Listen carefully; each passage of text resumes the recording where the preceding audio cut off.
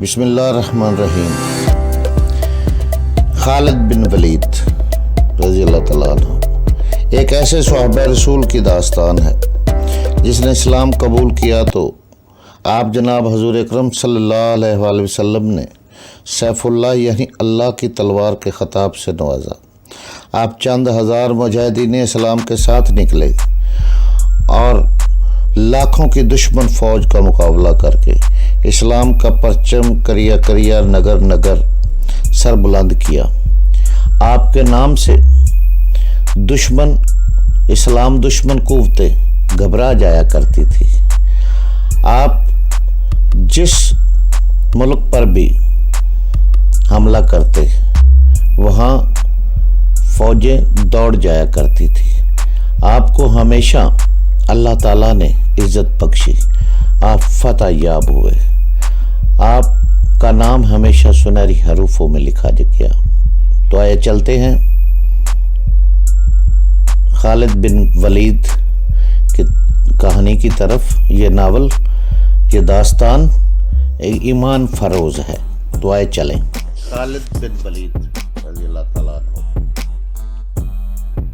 مگر اب از خود اس کا دھیان مذہب کی طرف چلا گیا اور وہ اس سوچ میں کھو گیا کہ مذہب کون سا سچا ہے اور انسان کی زندگی میں مذہب کی اہمیت اور ضرورت کیا ہے۔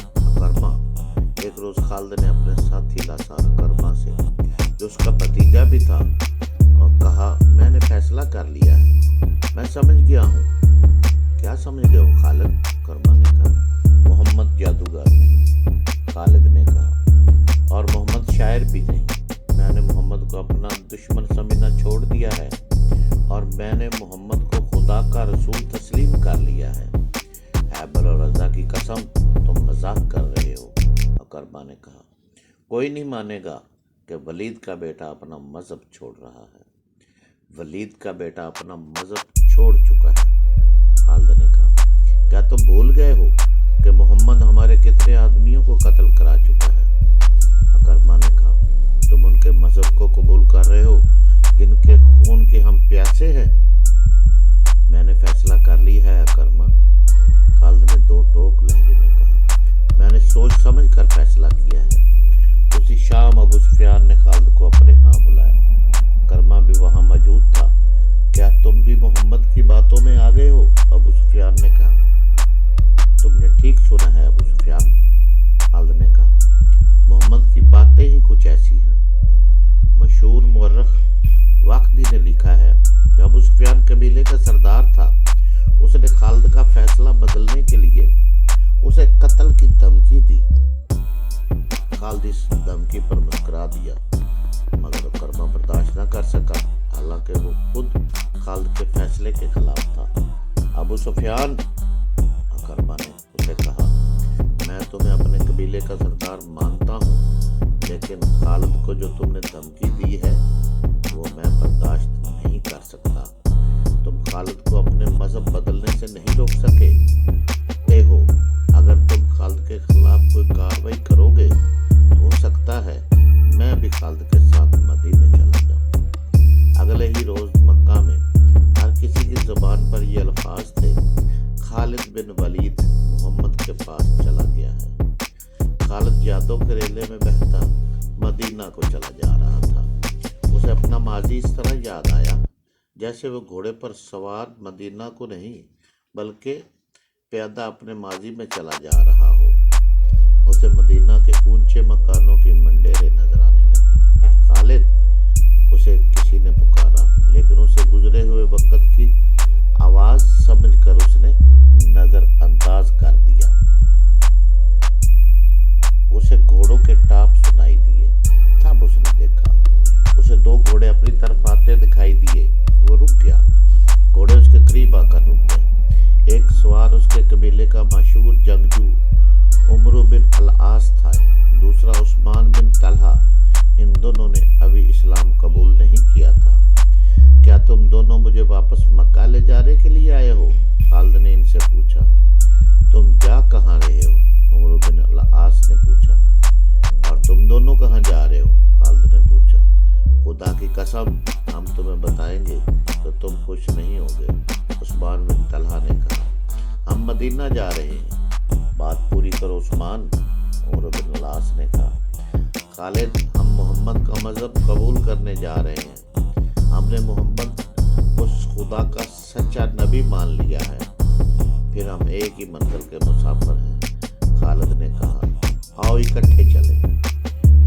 वो 31 मई 628 का दिन था जब तारीख इस्लाम के दो अजीम जर्नैल खालिद बिन वलीद और उमर बिन अलास मदीना में दाखिल हुए। उनके साथ उस्मान बिन तलहा थे। तीनों रसूल करीम सल्लल्लाहु अलैहि वसल्लम के हुजूर पहुंचे। सबसे पहले खालिद बिन वलीद अंदर गए, इनके पीछे उमर बिन अलास और उस्मान बिन तलहा गए। तीनों ने कबूल इस्लाम की ख्वाहिश ज़ाहिर की।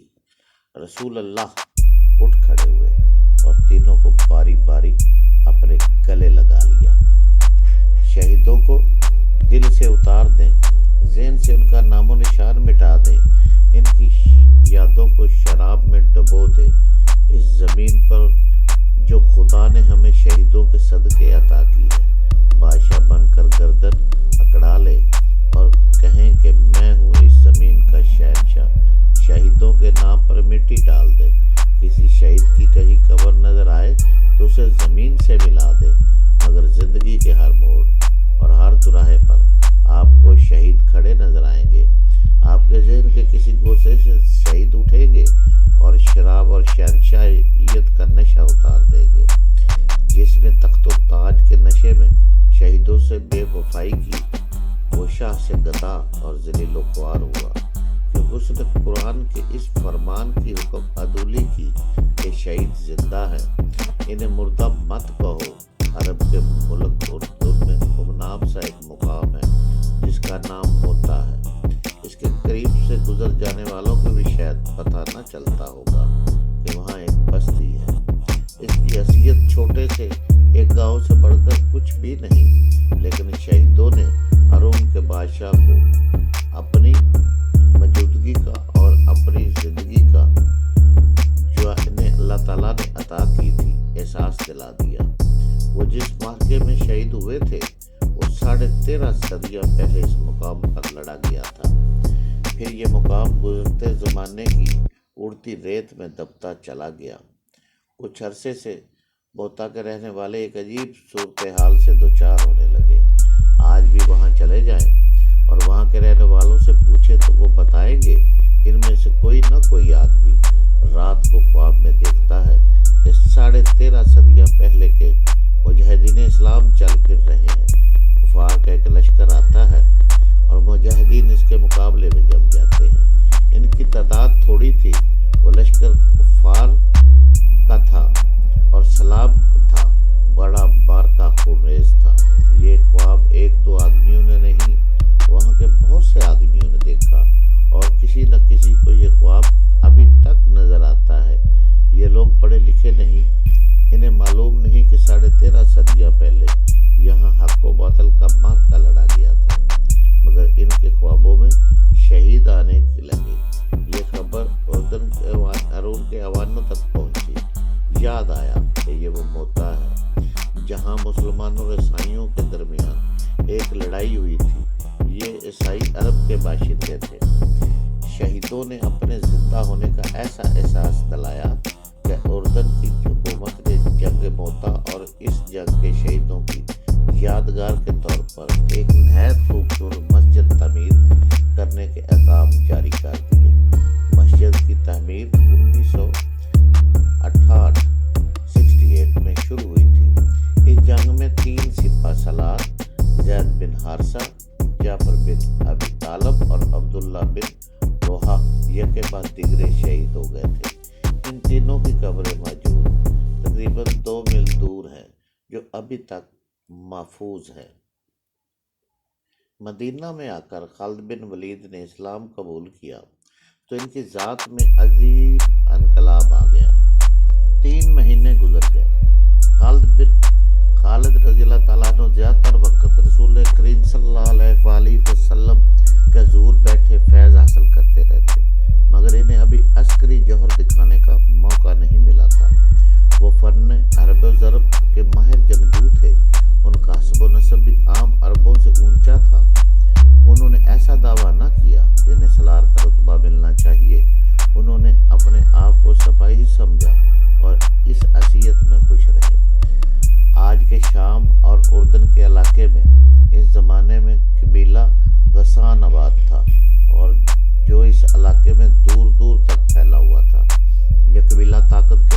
سے زبردست مانا جاتا تھا، کیونکہ جنگجو ہونے کے علاوہ اس کی تعداد بہت زیادہ تھی۔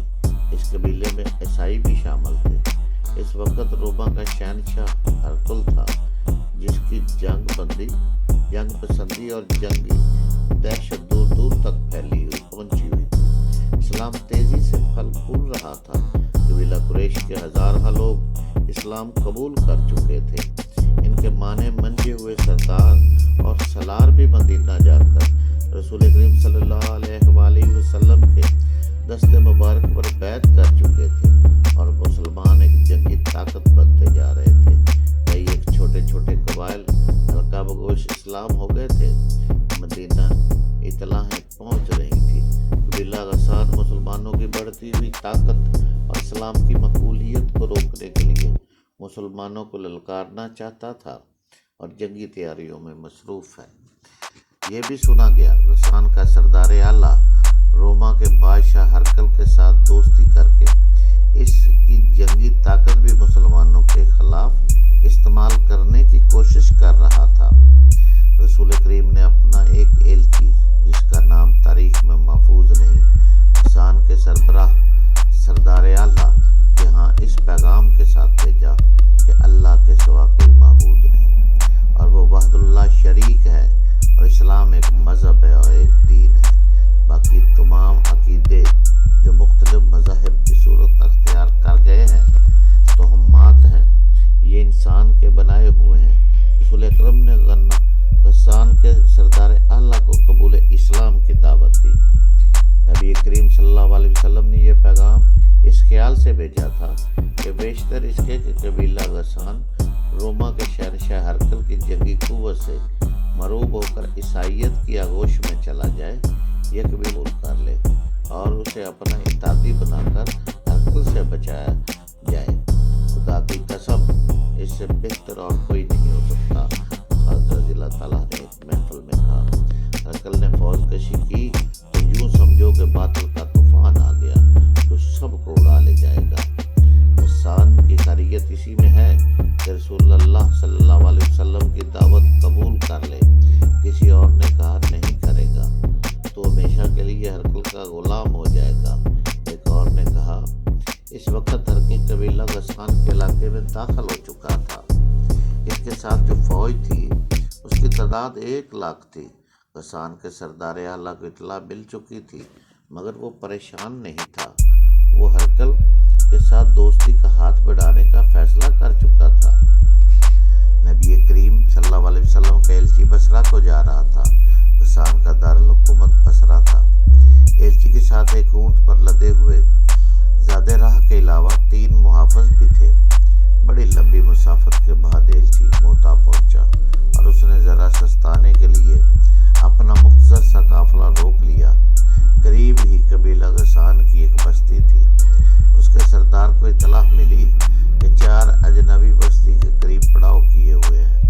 سردار نے، جس کا نام شرجیل بن عمرو تھا، مدینہ کے ایلچی کو اپنے ہاں بلایا اور پوچھا وہ کون ہے اور کہاں جا رہے ہیں۔ میں مدینہ کا ایلچی ہوں اور بصرہ جا رہا ہوں، ایلچی نے جواب دیا۔ میں اللہ کے رسول کا پیغام تمہارے سردار اعلیٰ کے لیے لے جا رہا ہوں۔ کیا تم قبیلہ قریش کے محمد کی بات کر رہے ہو؟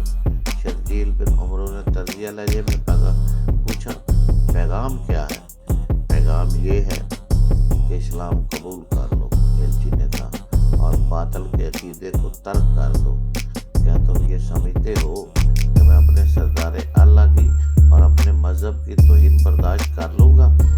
شرجیل بن عمرو نے کہا، اگر تم زندہ رہنا چاہتے ہو تو یہیں سے واپس مدینے چلے جاؤ، میں بصرہ کے راستے سے ہٹ نہیں سکتا۔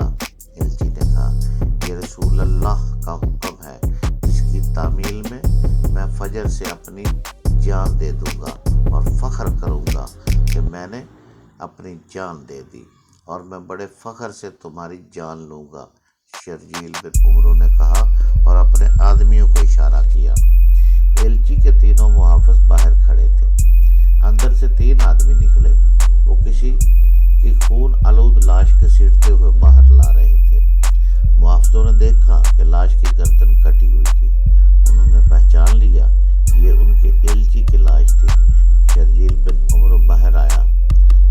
کے ساتھ تھے؟ شرجیل نے محافظوں سے کہا، مجھے یقین ہے کہ اس کے بغیر تم بصرہ نہیں جاؤ گے۔ نہیں، ایک محافظ نے جواب دیا، پیغام اس کے پاس تھا۔ جاؤ مدینہ کو لوٹ جاؤ، شرجیل نے کہا، اور محمد سے کہنا کہ ہم اپنے قبیلے اور اپنے عقیدے کی توہین برداشت نہیں کیا کرتے۔ اگر یہ شخص بصرہ پہنچ جاتا تو وہاں قتل ہو جاتا۔ خدا کی قسم، ایک محافظ نے کہا، ہم اپنے مہمان کے ساتھ یہ سلوک نہیں کیا کرتے۔ میں تمہیں مہمان سمجھ کر تمہاری جان بخشی کر رہا ہوں، شرجیل نے کہا، اور مجھے یہ نہ کہنا کہ میں تمہیں اس کی لاش دے دوں۔ مدینہ کی تمام تر آبادی کو معلوم ہو چکا تھا کہ رسول اللہ صلی اللہ علیہ وسلم کا ایلچی دعوت اسلام لے کر بصرہ گیا ہوا